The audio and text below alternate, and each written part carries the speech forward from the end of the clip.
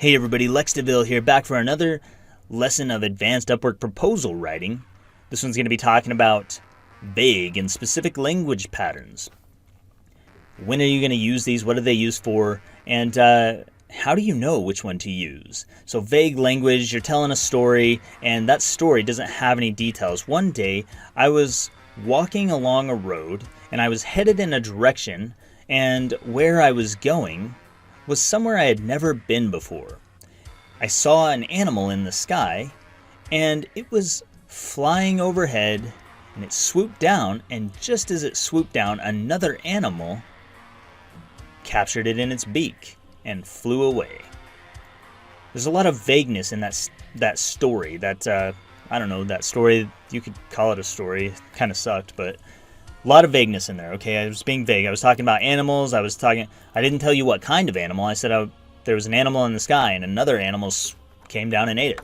I talked about being on a path and going a direction. I didn't say which direction. I didn't say what kind of path or what the path was made out of. I didn't tell you who I am or whether it was day or night or whether I was indoors or outdoors. I didn't tell you anything. I just said a bunch of vague stuff. It was very vague, but guarantee you it created some kind of picture in your mind, and you thought about the words I was saying for just a second, and you formed a concept of this, you formed a thought, you imagined as best you could the story that I was telling you.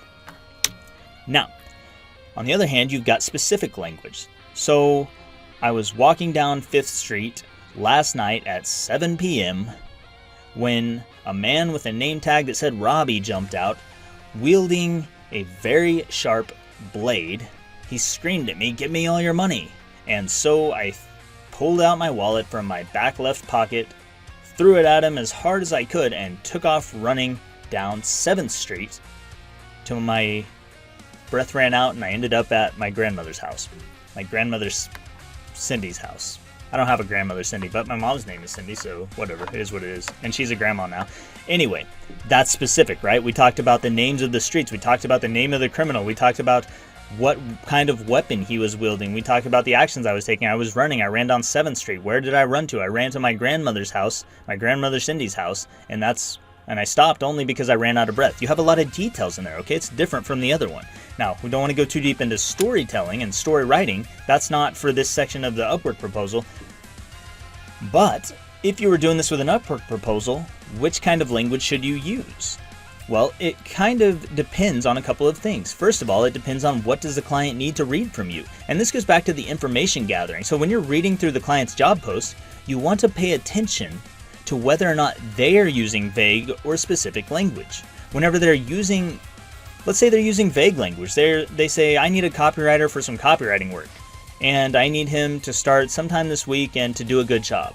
Well, there's a lot of stuff you don't know. So there's a lot of room for you to add value when they speak in vague language.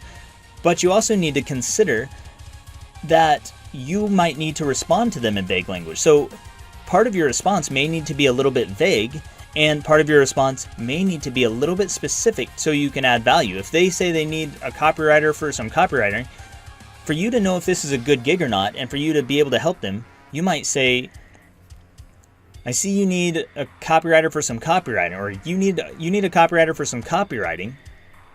Can you tell me what specific kind of copywriting do you need? Do you need email copy? Do you need web page copy? And then you could list out a couple of specific things, and they're going to say, oh, I hadn't thought about that.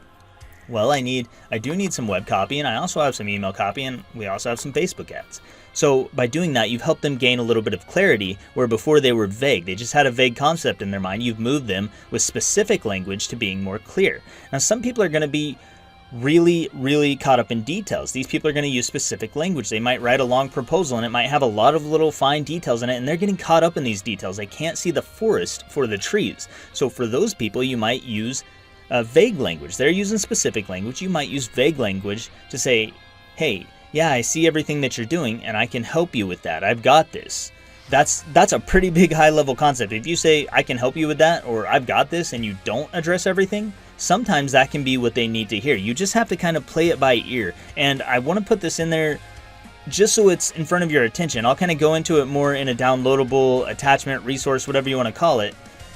But I want it to be at your attention because I know before I did say if they write a long job post, you want to write a long job post also. And that may be the same here. If they write a short job post, you want to keep it short still.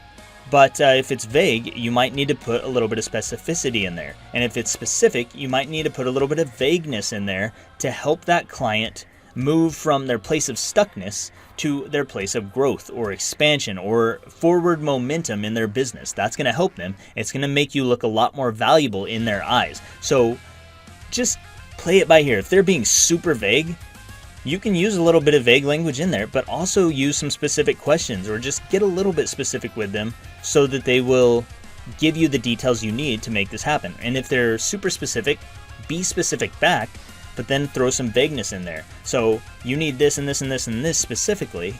That's something I can help you with because I've helped a lot of people with that. That's vague, and I'm saying that I've done that for them, and they're just feeling confident in me now because I've made it clear that I'm the person who can help them. That's the difference between vague and specific language patterns when you might use them. You would also use, if you're telling a story, you might use some vague language like I did in the beginning of this lesson. So if that's something that, if you're doing like freelance writing, that might be valuable for you. If you're a freaking web designer, you're a app developer, something logical and computerized, you're probably not going to be telling as many stories, but you might. I don't know, you might need to be more analytical to show your value to the client. So that might require more specificity from you. So just a few thoughts off the top of my head. But do what makes sense in the moment. Test out some different things. Test out different language patterns and just see what works. If you start getting good results with something, pay attention to that and use it more. That's vague and specific language app. If you have any questions, let me know down below. Hit me up in the Discord chat, whatever. I'm Lex DeVille, and I'll see you in the next lesson.